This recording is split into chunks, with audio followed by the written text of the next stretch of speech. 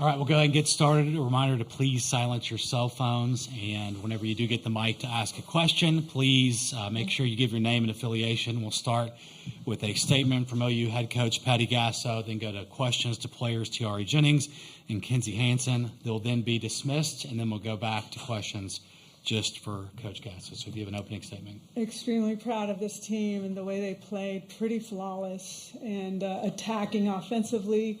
Pitching staff, all of them on point. Really wanted to give everybody an opportunity to get on the mound, and they ran with it. Defense on point. I mean, everything was exactly the way we hoped it would be, and very proud of this team. And we're really stepping forward, getting the day off, getting to recover is really important. Okay, we'll open up questions with George here in the second row on the left.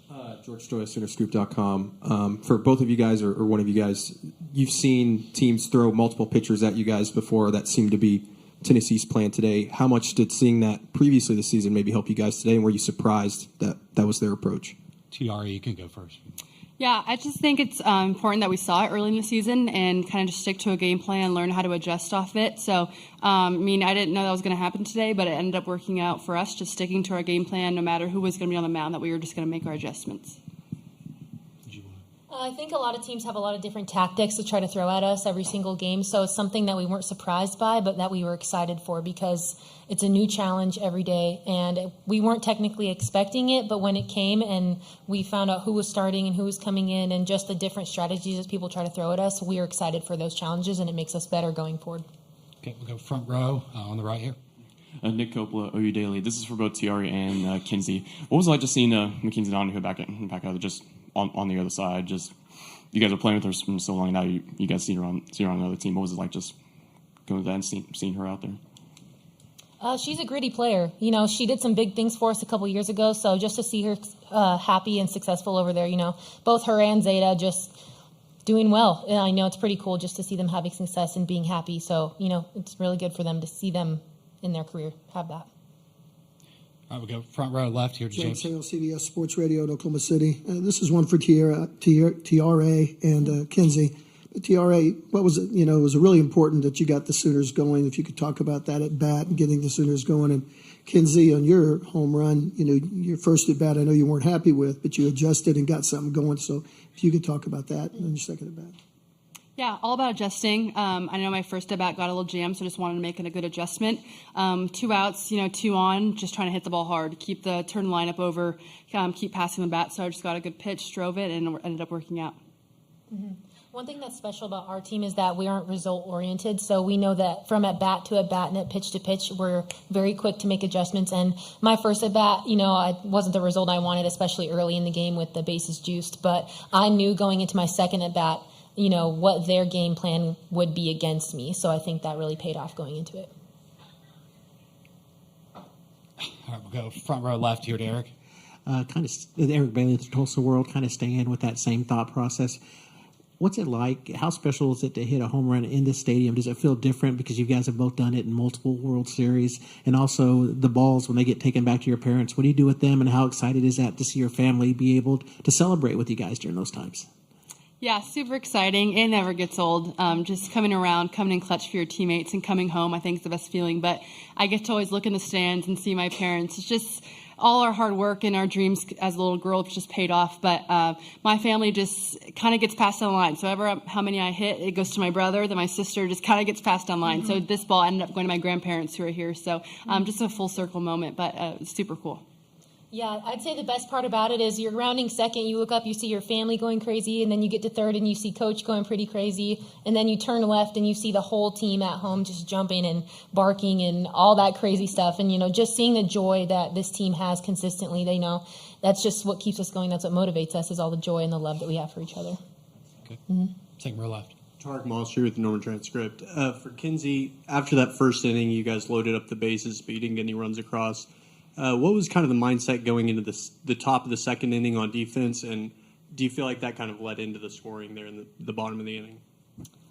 Like I said, we weren't really result-oriented, so when we did get the bases juiced, we knew that we were going to see some success later in the game because, in our minds, nothing is really going to stop us. So going forward, I know that going on to defense, we have all faith in our defense. So going out there, I know Jordy does her thing. You know, we weren't really getting too high or too low, just staying neutral mindset and just going out there and staying within and sticking to our game plan, really. There's nothing else to it. Okay, Myron will be our last player question, third row on the right here. Myron Patton Fox, 25. For both of you, I'll go back to the regular season when Baylor, the second time you played them, they kind of said, hey, you got to show you can beat them, kind of talking a little smack to you, the different pitching lineups, power pitcher. Do you guys look at this kind of like, from a positive standpoint, people trying to prod, trying to find ways to beat you? Is that something you kind of relish in a little bit? TR, you can go first. Yeah, I think, we try and focus more on our game plan and not really what other teams are going to do. I mean, we try and look at what their game plans are, their tactics, but just try and see how we can get the best success off of it. So, I mean, teams can do whatever they want, but at the end of the day, it's going to be up to us and how we stick to our plan and how we trust each other. But, yeah, it's definitely just how it started. I agree with you. I think that a lot of teams try to pull us out of our game plan and kind of distract us with a lot of things that are said about us and that they say to us. But the ultimate goal for us is to kind of keep our blinders on and stay linked arm in arm and united, because that's when we're at our best. All right, thank you, Kenzie and TR. Thank you.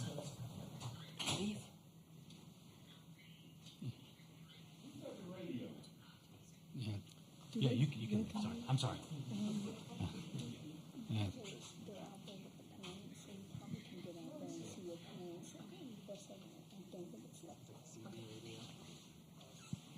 If not, if it's gone, you'll ride with Jimmy. One of them. We'll get started with Eli here on the right, first row right. Eli Letterman, Tulsa World. Patty, you got all four pitchers in today, but you had Thursday's game, Friday day off, and then today to think about who to start. What was the thought process behind giving Jordy the ball again?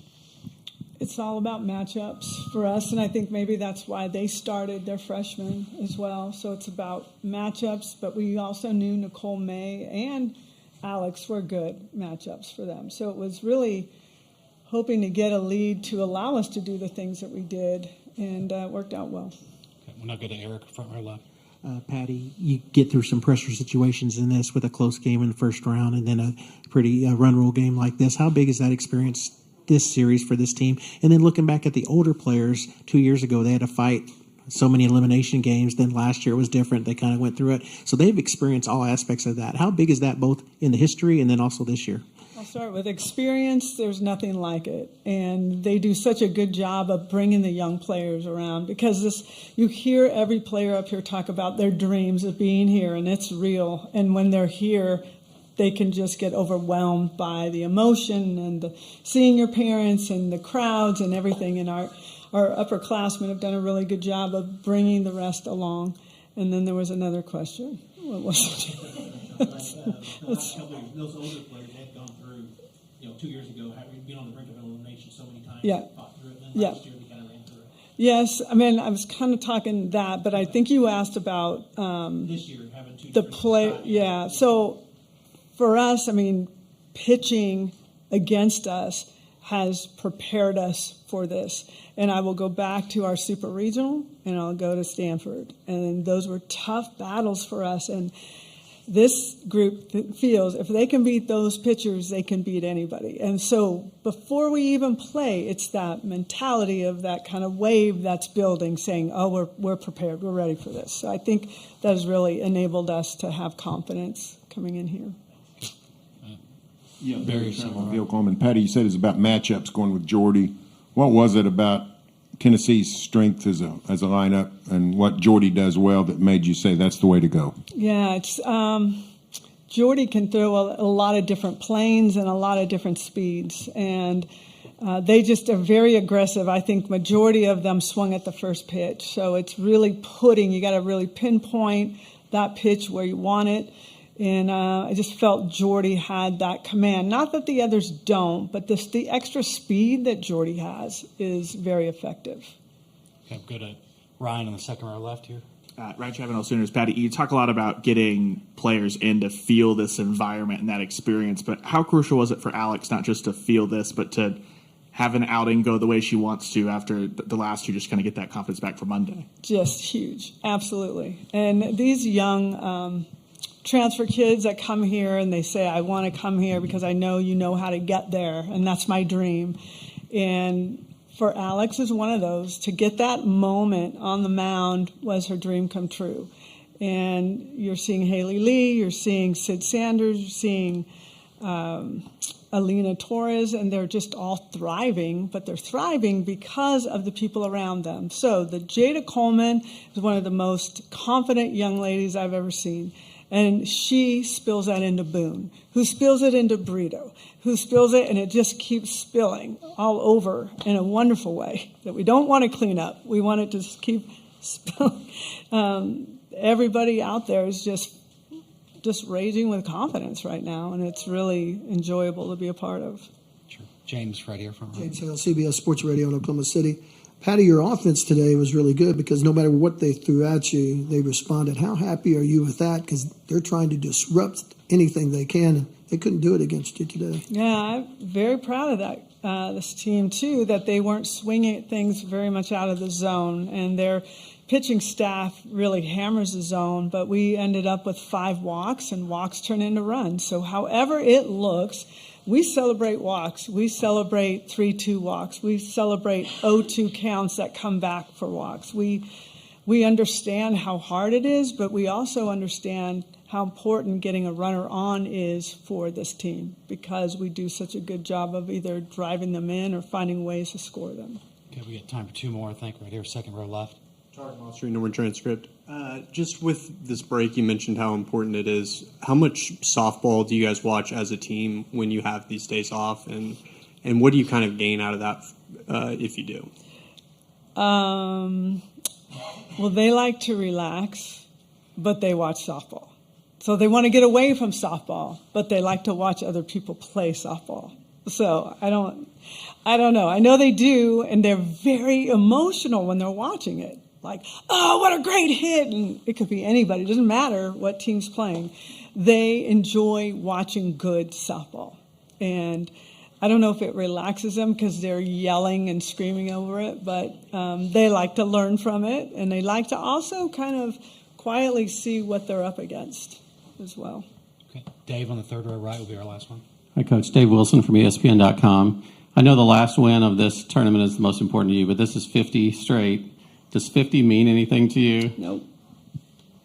It means we're winning a lot of games. But I'll say it again. No, nobody seems to want to believe what I'm saying. We don't talk about it. We don't. We really don't. Because what we want to do is bring a national championship back to the University of Oklahoma and the state of Oklahoma, because that will never be taken away from us. You can never take that away. It will live forever. But I do know, because I've been in a lot of these races where there's a lot of records that people are breaking, So will Alo's home run record live forever? I doubt it. I don't think so, because I thought no one would break Lauren's, and no one thought Stacy Newman's would break. So records are being broken all the time. It's an honor, and I had conversation with Mike Candrea, which was really wonderful to connect. We've connected throughout the season, and he's just very congratulatory, and that is great. But it's just moving on, and it's taking things home that no one can take away. That's what we're about. Okay, that wrap things up. Thank you, guys. Thanks, Oh,